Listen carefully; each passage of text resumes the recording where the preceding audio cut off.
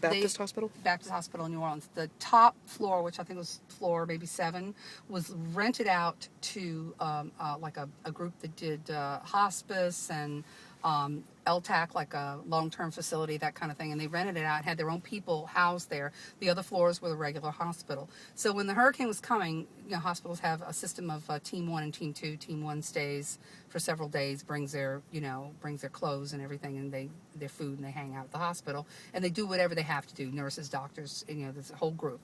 And when Baptist people got called in, they all went in like they should have. Well, the top floor people didn't send anybody to take care of their people. So they talked to the director and said, look, we're out of town. Can you make sure that the upstairs is staffed and all that? And they went, oh, well, okay, we'll deal with it. So, and those were the sickest patients. They're the people who were mostly DNR, do not resuscitate, or people who are on the way out. So what happened is many people died. I think they lost 28 patients or something. And they started stacking them in the, there was no air conditioning or anything like that. There was no electricity or water. They started stacking them in the chapel. And a doctor thought that he saw a nurse walking down with a tray, a little silver tray. We don't have those, we haven't had those since the 60s. I don't know where he got that. Little silver tray full of syringes. And there was an accusation that people were giving too much morphine to patients on purpose to help them out. They were suffering. They didn't have IV fluids. They were giving each other IV fluids so that nurses could stand up.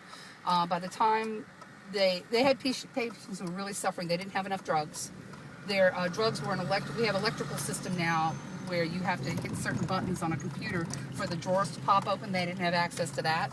The generator was on the bottom floor, so the generator went, the water system went, everything went because it was like in a basement area. So they had nothing for the patients. And somebody accused, some family members and a doctor accused the hospital staff, a doctor and 2 nurses, of giving and directing nurses to give too much morphine so people would die on purpose, so they wouldn't have to move them. There's no elevators. We got a lot of 400-pound patients. They had to walk them, I can't even believe this, down 5 or 6 layers of stairs to get them to a dry part on the 2nd floor so they could be moved by helicopter. And so staff who hadn't been fed or watered themselves were carrying these 400-pound people downstairs. People were dying on the way down. Nobody could bag them so they could breathe. It was god-awful. So a lot of people died. They were in a bad situation. They were overheated. No one gave anybody. They let them all off the hook. They didn't go to prison, but they had big bails initially. It was 2 nurses and a doctor. And the doctor got a reprieve. She was okay, but they ruined all of their careers, ruined them for life. They were accused of killing patients, of all things. We think what happened is they got morphine the usual way for the right amount of time, but the patients were generally dehydrated, not doing well, and you react differently when you have morphine on board and you're not as well. So I don't know what happened, but nobody killed anybody. But it was some doctor who was a kind of a traveling doctor was there.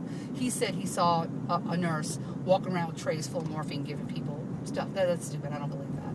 He wasn't even part of the system. But they did get let off the hook. But that was for medical people. Let me tell you now, this is when you lose your staff. Hurricane's coming. You're on Team 1, and half your Team 1 goes, I'm not staying here for this. I'll be happy to come when things get clear. And all of a sudden, you don't have enough people to staff Team 1. So there's still a lot of buildings downtown that haven't been opened. Now, this is where our new system's going to be. This is the new charity is going to be behind this green stuff. They've leveled all these historic houses. They've tried to move some. This will be charity now. Charity is that up there. Look, see that building, the ugly one that looks like it's not being used right there? Yeah. The big one to the left of the stair-looking thing? That is the old charity. It's totally closed up, been closed up since Katrina. But for the medical system, people don't want to be part. People don't want to be part of a hurricane in a hospital anymore. The nurses were being carted off. I mean, they weren't as sick as the patients, but they were getting sick because they were giving each other IV fluids to try to stand up. There was no food. One girl called me and said, Celia, can I break into your locker? I said, sure, why? She goes, I know you have like a box of granola bars, and I know that you have a can of soup. I said, I have 3 cans of soup. She goes, can I have it? I said, yeah. I said, you got an opener? She goes, oh, we're just punching things with anything that'll open a can. So the food was going down, and I feel so guilty that I was on Team 2. And I did I did it. I did the planning. I did all the scheduling. So I scheduled team 1 and team 2. And I scheduled myself for team 2. And I feel very guilty about that. There were nurses stuck there for 2 weeks. No food, no water, away from their family. Had no idea where their kids were. So now I always volunteer for team 1. Always. And I just have to make another plan for cats. So, so now I'm never going to miss another one. That was bad. That was wrong. So, never again. Never, never. But we're alive. We're here. I have my house. I have a roof over my head. I've got a good job.